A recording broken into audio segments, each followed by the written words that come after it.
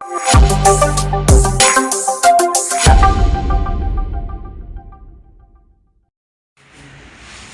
Mass മോട്ടോഴ്സിൽ നിന്നാണ് Honda Activa 4G വണ്ടി general സർവീസായിട്ട് വന്നതാണ്. അപ്പോൾ നമ്മൾ ജനറൽ സർവീസ് കൂടാതെ കൊണ്ട് വണ്ടി കംപ്ലൈൻറ്റ് പറഞ്ഞാൽ ഒന്ന് നമുക്ക് സെൽഫ് അടിക്കുന്ന സമയത്ത് ഒരു മോളിച്ച് സൗണ്ട് പറഞ്ഞിട്ടുണ്ട്. പിന്നെ എഞ്ചിൻ ഓയിൽ ചെക്ക് ചെയ്യുക, വാട്ടർ സർവീസ്, ബ്രേക്ക് ചെക്കപ്പ്, അതൊക്കെയാണ് മെയിനായിട്ട് പറഞ്ഞാൽ കേട്ടോ. പിന്നെ വണ്ടി സ്റ്റാർട്ട് ചെയ്തിട്ട് റിവേഴ്സ് എടുക്കാൻ നേരത്ത് ബുദ്ധിമുട്ട് കാണിക്കുന്നുണ്ട്. അത് ആക്സിലേറ്റർ കേബിൾ കംപ്ലൈൻറ്റ് വന്നിട്ട് വണ്ടി റേസ് ആവുന്നുണ്ട്. അപ്പോൾ റേസിങ് കൂടുതൽ വരുമ്പോൾ വണ്ടി ഓട്ടോ ക്ലച്ച് ആയതുകൊണ്ട് തന്നെ റിവേഴ്സ് എടുക്കാൻ നോക്കിയാൽ നടക്കില്ല. കാരണം എന്താ വെച്ച് കഴിഞ്ഞാൽ എഞ്ചിൻ ലോഡ് ഫ്രണ്ടിലേക്ക് ആയതുകൊണ്ട് റിവേഴ്സ് എല്ലാം കണ്ടത് അത് കേബിളിൻ്റെ കംപ്ലൈൻ്റ് ആണ് ഇപ്പോൾ. അപ്പോൾ നമ്മൾ സർവീസുമായി ബന്ധപ്പെട്ട് വണ്ടി വർക്കിന് കയറ്റി.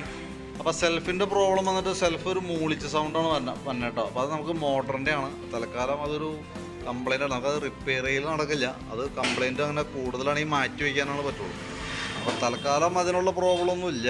സെൽഫൊക്കെ വർക്കിംഗ് ആണ്, ആയതുകൊണ്ട് തന്നെ നമുക്ക് തൽക്കാലം അത് വേണമെങ്കിൽ സ്കിപ്പ് ചെയ്ത് വിടാം.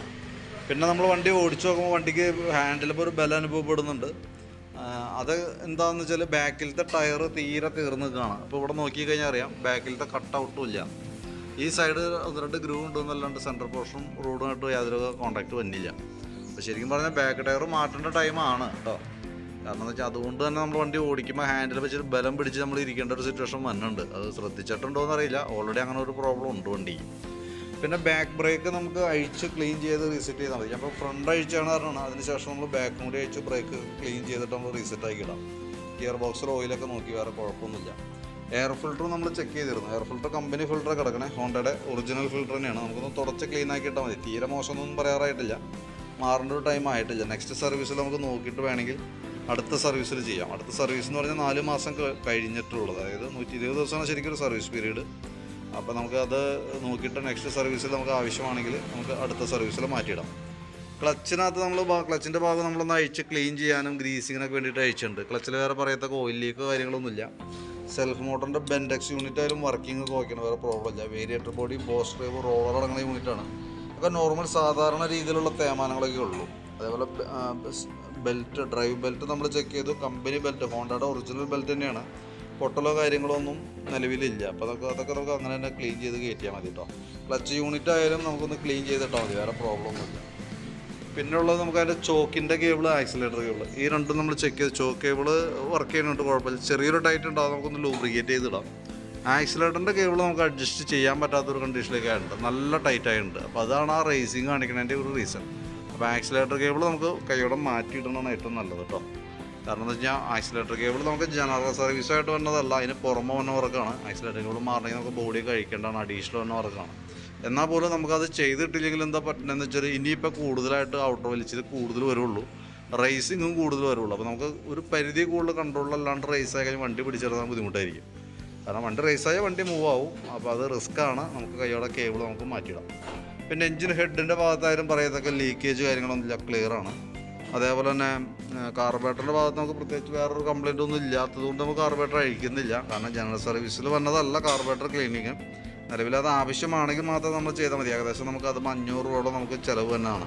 495 രൂപ നെറ്റ് നമുക്ക് അതുമ്മേ എമൗണ്ട് വന്ന കേസാണ്. അപ്പോൾ അതുകൊണ്ട് ആവശ്യമാണെങ്കിൽ മാത്രമാണ് നമ്മളതൊന്ന് ചെയ്യേണ്ട ആവശ്യമുള്ളൂ. നമ്മൾ സ്റ്റാർട്ട് ചെയ്ത് നോക്കുമ്പോൾ സ്റ്റാർട്ടിങ് കംപ്ലൈൻറ്റ് അങ്ങനെ വേറെ പ്രോബ്ലംസ് ഒന്നും നമുക്ക് പ്രത്യക്ഷത്തിൽ കാണുന്നില്ല. അപ്പോൾ അതുകൊണ്ട് നമുക്ക് ക്ലീൻ ചെയ്യേണ്ട ആവശ്യം നിലവിലില്ല. പിന്നെ നമുക്ക് വാട്ടർ സർവീസ് പറഞ്ഞിട്ടുണ്ട്. വാട്ടർ സർവീസ് വേണമെങ്കിൽ നമുക്ക് അതിൻ്റെ ഈ ഉള്ളിലൊക്കെ അത്യാവശ്യം ചെളിയുണ്ട്. അപ്പോൾ വേണമെങ്കിൽ നമുക്ക് ഓപ്പണായിട്ട് ചെയ്യാം. തീരെ അഴുക്കെന്ന് പറയാനില്ല, എന്നാൽ പോലും കുറച്ച് ചെളിയൊക്കെ ഉണ്ട് ഉള്ളിൽ, നോക്കിയിട്ട് ചെയ്താൽ മതി. പിന്നെ അതേപോലെ തന്നെ ഫ്രണ്ട് ഭാഗത്തേക്ക് വരുമ്പോഴത്തേക്കും ഫ്രണ്ട് ഗട്ടറിലൊക്കെ ചാടുന്ന സമയത്ത് അടി കാണിക്കേണ്ട. നമ്മൾ ഇവിടെ തന്നെ ബുഷ് ഉണ്ടല്ലോ, മൊത്തം പൊടിഞ്ഞു പോയിട്ടുണ്ട്. കാരണം ഇത് ഇടയ്ക്ക് നമുക്ക് റോട്ടിൽ നിന്നുള്ള അടി മൊത്തം കിട്ടുന്നത് ഇതിനാണ്. റോട്ടിൽ ഗട്ടറിലൊക്കെ ചാടുമ്പോൾ വന്ന് ലോഡ് ചെയ്യുന്നത് ഇതുമാണ്. അപ്പോൾ അത് അങ്ങനെ വരുമ്പോൾ ബുഷുകൾ കംപ്ലൈൻറ്റ് വരുന്നതാണ് കേട്ടോ. അപ്പോൾ അത് നമുക്ക് കൂട്ടത്തിൽക്കൂടെ മാറ്റിയിട്ടേക്കാം. അതേപോലെ തന്നെ ലിങ്ക് ബുഷൊക്കെ ഒന്ന് അഴിച്ച് ഗ്രീസ് ചെയ്താൽ മതി, വേറെ കംപ്ലൈൻ്റ് ഇല്ല. പിന്നെയുള്ളത് നമുക്ക് സ്പീഡോമീറ്റർ ഓൾറെഡി വർക്കിംഗ് ആണ്. പക്ഷേ അതിൻ്റെ ഒരു പോരായ്മ എന്ന് വെച്ചാൽ ഈ കേബിളിൻ്റെ ഇവിടെ ഒരു ലോക്ക് വന്നിട്ടുണ്ട്, നമുക്ക് അതിൻ്റെ ഉള്ളിലേക്ക് കയറ്റിയിടുന്നത്. അപ്പോൾ അത് ശരിക്കും പറഞ്ഞാൽ ഹാർഡായിട്ടുള്ള അവസ്ഥയിൽ ഇപ്പോൾ നമ്മൾ വീല് ക്ലീൻ ചെയ്യാൻ പറ്റും. നമുക്ക് വീല് ക്ലീൻ ചെയ്യാണ്ടിരിക്കാൻ പറ്റില്ല. അപ്പോൾ അതുകൊണ്ട് തന്നെ വീല് ക്ലീനിങ്ങിന് വേണ്ടി അഴിക്കുന്ന സമയത്ത് ആ ലോക്ക് അടക്കമാണ് പോകുന്നേക്കണേ. അപ്പോൾ നമുക്ക് ഈ കേബിൾ മാറ്റിയിട്ടില്ലെങ്കിൽ എന്താ പ്രശ്നം എന്ന് വെച്ചാൽ കേബിൾ വർക്കിംഗ് ആണ്, പക്ഷേ മാറ്റിയിട്ടില്ലെങ്കിൽ എന്താ പറ്റുക വെച്ചാൽ ലോക്ക് ഇല്ലാത്തതുകൊണ്ട് തന്നെ ഇടയ്ക്ക് ചാടി പോരാനുള്ള സാധ്യതയുണ്ട്.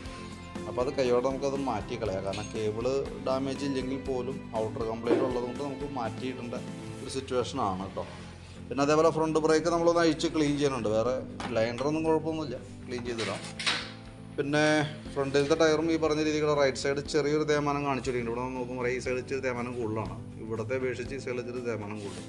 അപ്പോൾ ബാക്ക് ടയർ എന്തെങ്കിലും തീർന്നു നിൽക്കുകയാണ്. അപ്പോൾ ഞാൻ എസ്റ്റിമേറ്റിൽ ടയറും കൂടി ഉൾപ്പെടുത്താം. അപ്പോൾ മാറ്റുന്നുണ്ടെങ്കിൽ, ടയറടക്കം മാറ്റുന്നുണ്ടെങ്കിൽ നമുക്ക് ആ പുതിയ ടയർ ഫ്രണ്ടിലേക്ക് യൂസ് ചെയ്തിട്ട് ഈ തേമാനം അലൈൻമെൻറ്റ് വേരിയേഷനോടുകൂടി തേമാനം വന്നേക്കണ ഈ വീല് ബാക്കിലിട്ട് നമുക്കത് തീർത്ത് കളാനായിട്ട് പറ്റും. അപ്പോൾ ടയർ മാറ്റുന്നുണ്ടെങ്കിൽ കൂട്ടത്തിൽ കൂടെ നമുക്ക് ടയർ റൊട്ടേറ്റ് ചെയ്ത് ഉപയോഗിക്കാം. കാരണം വെച്ചാൽ ഇതിൻ്റെ ഫ്രണ്ട് ടയറും ബാക്ക് ടയറും 10 ഇഞ്ചിൻ്റെ തന്നെയാണ്. അപ്പോൾ അതുകൊണ്ട് തന്നെ നമുക്ക് റൊട്ടേഷൻ ചെയ്യാൻ പറ്റുക, ഡിസ്ക് അടക്കം അഴിച്ച് മാറ്റാവുന്നുള്ളൂ. അപ്പോൾ പുതിയ ടയർ ഫ്രണ്ടിലേക്ക് ഇടാം, ഈ ടയർ ബാക്കിലേക്ക് ഇടുമ്പോൾ നമുക്ക് ഓടിക്കാനായിട്ട് സ്മൂത്തായിരിക്കും. ശരിക്കും അങ്ങനെ ഉപയോഗിക്കുന്നതാണ് കുറേ കൂടി ബെറ്റർ. പിന്നെ നമ്മളതിൻ്റെ ബാറ്ററി നമ്മളൊന്ന് ചെക്ക് ചെയ്ത് വിടുന്നുണ്ട്. 2024 മോഡൽ ബാറ്ററിയാണ്, വാറണ്ടി പീരീഡിലുള്ള ബാറ്ററിയാണ്. എന്നാൽ പോലും സർവീസിനകത്ത് ബാറ്ററി ടെസ്റ്റ് ഉള്ളതുകൊണ്ട് ഞാൻ കൂട്ടത്തിൽ ചെയ്തു പോകണമെന്നുള്ളൂ. അതിൻ്റെ ബാറ്ററി വോൾട്ടൊക്കെ നോക്കുമ്പോൾ നമുക്ക് 12.8081 റേഞ്ചിലൊക്കെ വരുന്നുണ്ട്. ബാറ്ററി നമ്മൾ ടെസ്റ്റിലേക്ക് കൊടുത്തിട്ടുണ്ട്, കംപ്ലയിൻസ് എന്തെങ്കിലും ഉണ്ടോ എന്ന് അറിയാൻ വേണ്ടിയിട്ട്. അപ്പോൾ നിലവിൽ ഓക്കെയാണ് കേട്ടോ. പുതിയ ബാറ്ററി ആണെങ്കിൽ പോലും നമ്മൾ സർവീസിനകത്ത് ബാറ്ററി ടെസ്റ്റ് ഉള്ളതുകൊണ്ട് നമ്മളൊന്ന് ചെക്കിങ്ങിലേക്ക്, അതായത് ബാറ്ററി ടെസ്റ്റിലേക്ക് വിടണമെന്നുള്ളൂ. നിലവിൽ വേറെ കംപ്ലയിൻ്റ് ഒന്നും നിലവിലില്ല. പിന്നെ അതേപോലെ സ്പാർക്ക് പ്ലഗ് നമ്മളൊന്ന് അഴിച്ച് ക്ലീൻ ചെയ്യാറുണ്ട്. കംപ്ലയിൻ്റ് ഒന്നുമില്ല, എയർ ഫിൽറ്ററിൻ്റെ കൂട്ടത്തിൽ കൂടെ മാറ്റിയേക്കുന്നതാണ്. അതൊക്കെ ക്ലീൻ ചെയ്ത് കയറ്റിയാൽ മതി, വേറെ കുഴപ്പമൊന്നും. എഞ്ചിൻ ഓയിൽ മാറേണ്ട ടൈമാണ് കേട്ടോ, ഏകദേശം അതിൻ്റെ ഒരു ലൈഫ് എഴുത്തിലേക്ക് എത്തിയിട്ടുണ്ട്. അപ്പോൾ എഞ്ചിൻ ഓയിൽ നമ്മൾ കൂട്ടത്തിൽ കൂടെ ഒന്ന് മാറ്റിയിടുന്നുണ്ട്. അപ്പോൾ ഞാൻ അതിൻ്റെ ഏകദേശം ഒരു എസ്റ്റിമേറ്റ് നോക്കിയിട്ടേ അതിൻ്റെ ഡീറ്റെയിൽസ് വാട്സപ്പിലേക്ക് ഇടാം. അതിനകത്ത് ഞാൻ ഓൾറെഡി ടയറും കൂടി ഉൾപ്പെടുത്തുന്നുണ്ട്. എന്തായാലും നിങ്ങൾ നോക്കിയിട്ട് റിപ്ലൈ ഇട്ടാൽ ചെയ്യണം. പെർമിഷൻ കിട്ടിയാൽ നമ്മൾ ചെയ്യുള്ളൂ. ഞാൻ എസ്റ്റിമേറ്റിൽ ഇപ്പോൾ ടയർ ഉൾപ്പെടുത്തുന്നുണ്ട്, അതേപോലെ തന്നെ ആക്സിലേറ്റർ കേബിൾ ഉൾപ്പെടുത്തുന്നുണ്ട്. ഫ്രണ്ടിൽ തന്നെ ബുഷ് സെറ്റ് കാര്യങ്ങൾ വരുന്നുണ്ട്, സ്പീഡോമീറ്ററിൻ്റെ cable, water service, general service, അതെല്ലാം ഉൾപ്പെടുത്തിയിട്ടുള്ള ഏകദേശം ഒരു എസ്റ്റിമേറ്റ് നോക്കിയിട്ട് ഡീറ്റെയിൽസ് വാട്സാപ്പിലേക്ക് ഇടാം. അപ്പോൾ വീഡിയോ കണ്ടുകഴിയുമ്പോൾ നോക്കിയിട്ടൊന്ന് റിപ്ലൈ ഇടണം കേട്ടോ. വാട്സാപ്പിൽ തന്നെ റിപ്ലൈ ചെയ്താലും മതി. ഇനി അതല്ലെങ്കിൽ വാട്സാപ്പിൽ നമ്മൾ കോൺടാക്ട് നമ്പർ കൊടുത്തിട്ടുണ്ടാവും, ആ നമ്പറിലേക്ക് ഫോൺ വഴി കോൺടാക്റ്റ് ചെയ്യാവുന്നതാണ്.